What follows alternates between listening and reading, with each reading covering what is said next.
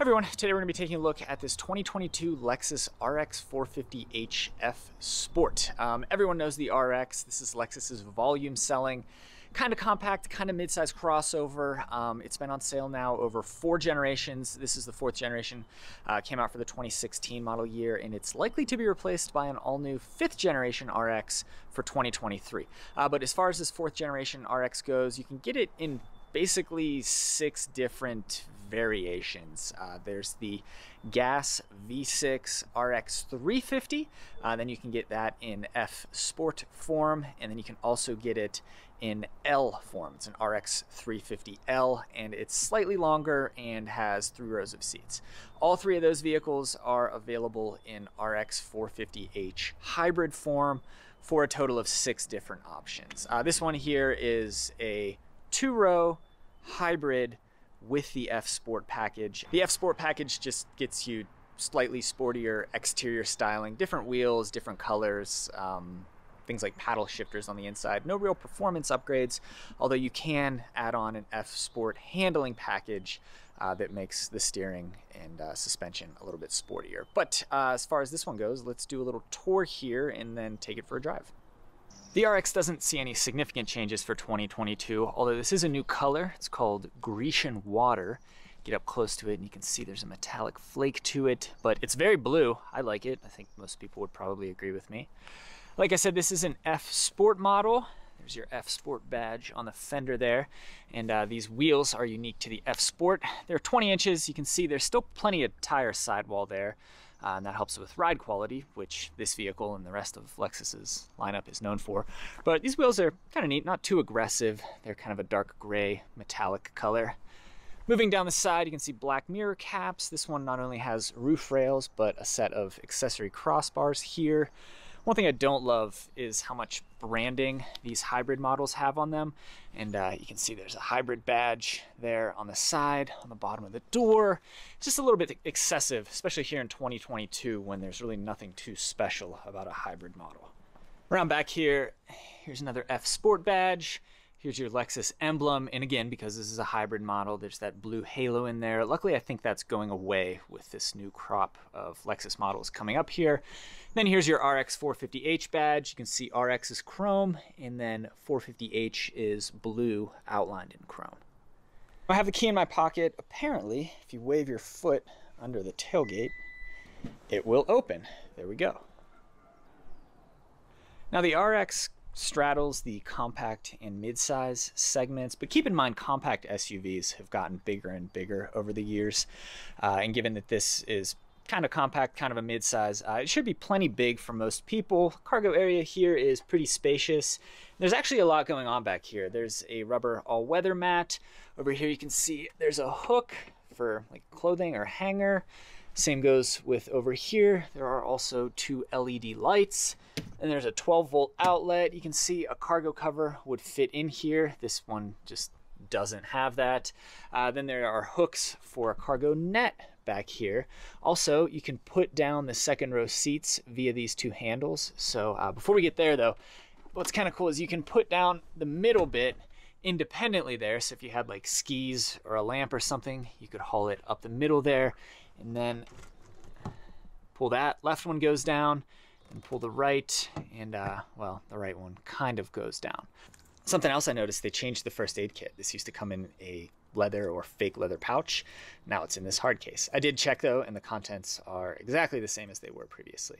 Pretty much every Lexus model comes with this kit. It's kind of a thing with the brand.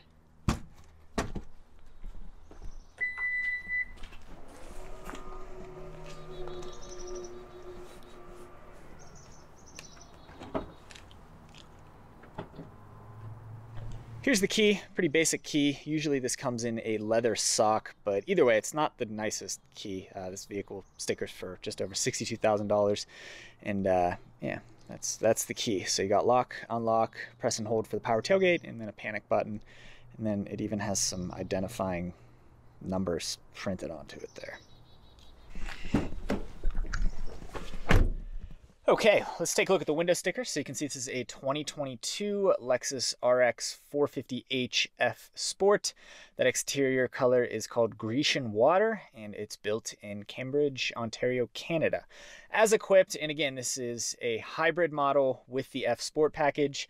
Sticker comes in at $62,450. Let's break that down a little bit. So it uses a hybridized 3.5-liter V6, puts out a total of 308 horsepower. The transmission is an electronically controlled CVT, different than a regular CVT. We'll call it a hybrid CVT. Really not an offensive transmission at all. All-wheel drive comes standard on the hybrid models, and then this one does have the F Sport handling package. Comes with 20-inch wheels, a heated steering wheel, F Sport shift knob, badges, bumper, grille, LED ambient illumination, aluminum trim, an adaptive variable suspension, moonroof, heated and ventilated front seats, etc. That brings the base price up to $53,820, and then options include premium triple beam LED headlamps. You've got the navigation system with a 15-speaker Mark Levinson premium audio system and a 12.3-inch touchscreen infotainment system. There's also a panoramic top-down view monitor with intuitive parking assist and rear cross-traffic braking. All of that brings the final price up to $62,450. Fuel economy with the hybrid is 31 city, 28 highway, and 30 combined. That's decent for a midsize luxury SUV, but I have to think that the upcoming 5th generation RX will better these figures considerably in hybrid form. Now, I did pull up on my phone fuel economy figures for the regular RX versus the hybrid here. So here we are on fueleconomy.gov, and you can see that a regular RX V6 with all-wheel drive, that's the non-hybrid, is rated by the EPA at 19 city, 26 highway, and 22 combined. So you can see the RX hybrid makes a 12 mile per gallon improvement over the gas version in the city, a 2 mpg improvement on the highway, and an 8 mile per gallon improvement in combined driving. So that's pretty compelling, and when you factor in that the RX hybrid makes a couple more horsepower than the regular gas RX, I think it's a no-brainer to get the hybrid, as is the case with pretty much every other Toyota and Lexus product that offers a hybrid counterpart. I'd always go with the hybrid here. Now let's turn this thing on.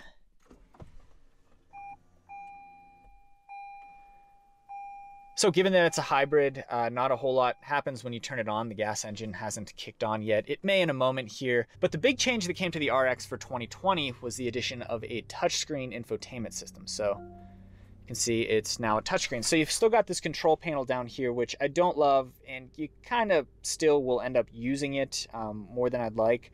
But you got menu, map functionality here. You push menu and it brings up this row of options down here. It's nice that it's now a touchscreen, but the UI design is still Toyota's system from the past, I don't know, 5 to 8 years. It's kind of clunky. It's not real intuitive. Like the graphics here are okay, but like what do I press? There aren't any clear buttons there. You can just poke around. It also feels like, in this form at least, this infotainment software wasn't designed for touch controls because there aren't borders around the buttons. You kind of just have to guess. But it works, and it's a lot better than the non-touch system that was in 2019 model year in prior versions of the RX. Something that still baffles me, though, is the fact that there's no digital clock within this infotainment system. There's an analog clock here and then a digital clock in the gauge cluster here, but all this screen real estate, and they couldn't have added a digital clock. It's absolutely mind-blowing to me that you still have to rely on this clock if you're looking at the center stack for the time. Beyond that, though, there's still a CD player, which speaks to the generally conservative nature of Lexus products. But other than that, everything here feels decently modern. It's not too flashy. Again, that's the idea of the RX. It's still somewhat subtle despite being a luxury SUV. 2 USB-A ports. We'd like to see USB-C. Have to think that's coming on the new 5th generation RX. There is a wireless charging pad up here. It's kind of hard to see, but you can turn it on and off right there. And then your phone would sit, well, I guess we've got my phone here. Your phone would sit right there. And yeah, in that position, it's showing that my phone is charging. Heated seats, so heated driver's seat, ventilated driver's seat, and then buttons for the passenger seat are to the right there. Electronic parking brake, transmission lever, touchpad. Here your driving controls, so you've got an eco mode, a normal, and a custom setting, and then 2 different sport modes, so Sport S and Sport S Plus. Kind of clunky branding there, but that's Lexus for you. Then there's an EV mode, which I've yet to find a real use for EV mode on any Toyota or Lexus hybrid product. It turns off as soon as the vehicle gets going over like 2 or 3 miles per hour. And then that button turns off your stability control. Other than that, yeah, not a whole lot to highlight in here. The steering wheel feels pretty good. You've got paddle shifters on the F Sport model.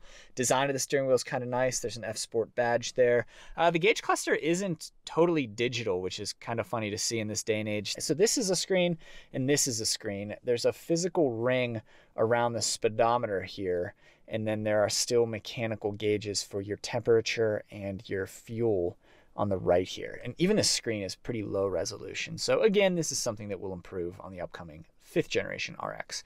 Let's check out the back seat.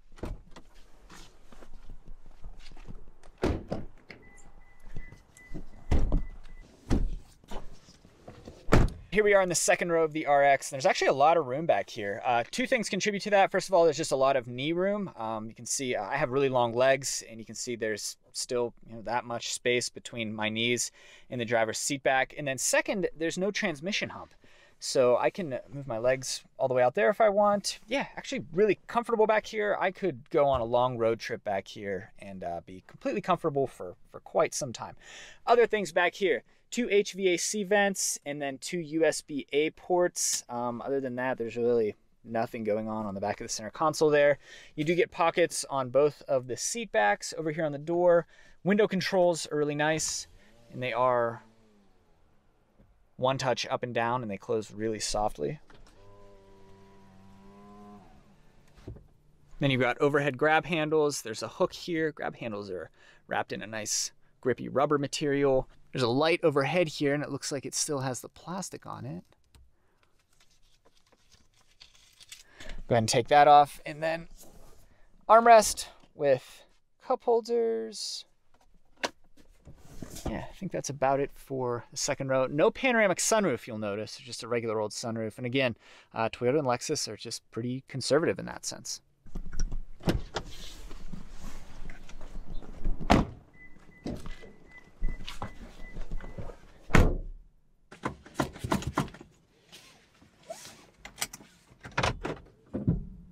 Okay, driving this 2022 Lexus RX 450h F Sport. There you can see the engine just kicked on. Prior to that, it was just sitting there being powered by the hybrid system. This car's really comfortable. Steering wheel feels nice. It does have that F Sport handling package, so apparently it has sharper handling than an RX without the F Sport handling package. I don't really have a basis for comparison, but at the end of the day, this still isn't a sports car. 308 horsepower combined from the gas and hybrid components.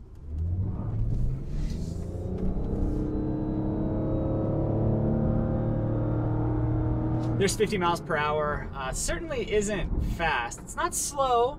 308 horsepower is plenty for a vehicle of this size, but it's not fast, and it felt like the engine got a little bit bogged down there when I started off.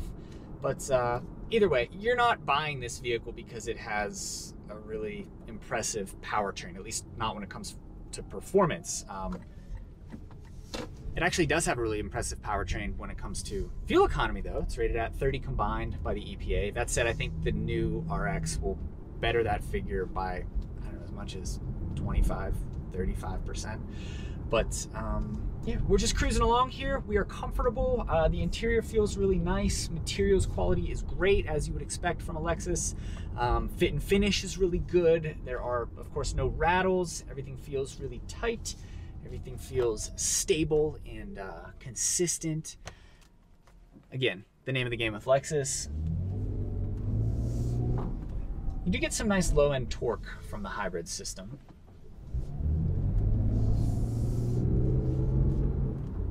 Here we're coming up on our speed bump. We'll go over this at, let's go over it at 30 miles per hour. Felt really good. Felt really planted. I thought that would be maybe a little more violent. That was 34 miles per hour. Again, felt really good. I usually take these speed bumps at about 22, 25 miles per hour, but we're just gonna wing it today. 30. That was the big one. And again, we took that at 30 miles per hour. Felt really good. Nothing rattled in the car. We hardly heard any rattling from the cargo area, so that was really good.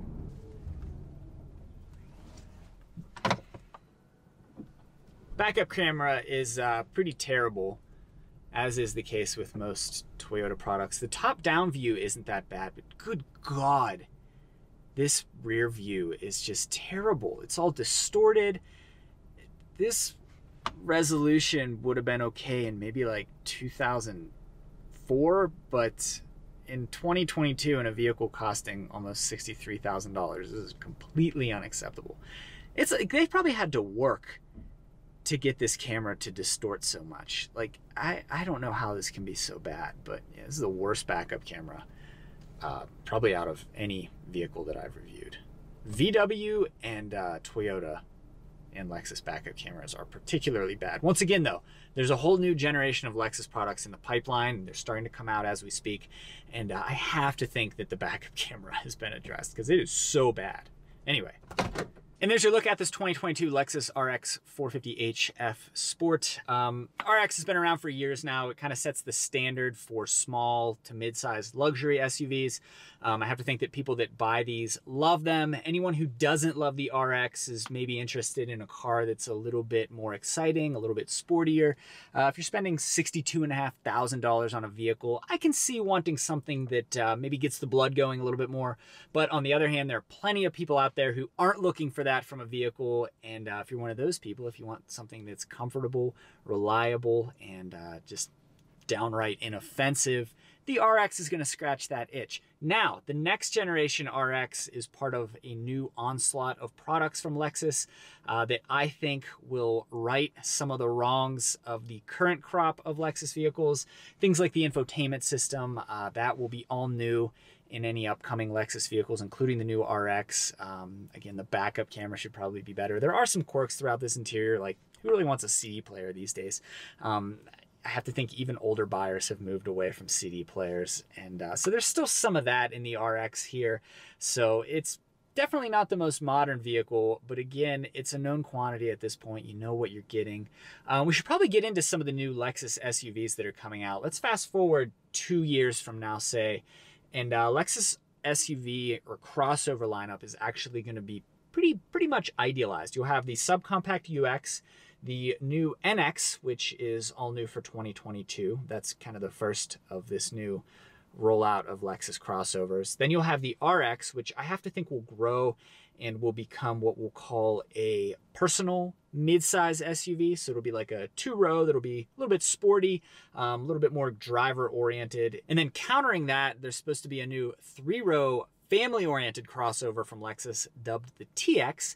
Think of that as kind of a nicer version of the Toyota Highlander. And then between those 4 vehicles, Lexus's crossover lineup will be pretty much fleshed out for the first time ever, really. So that's your look at the 4th generation RX here. I'm looking forward to the new 5th generation RX, but in the meantime, 4th gen RX here, it's not likely to offend. Thank you for watching.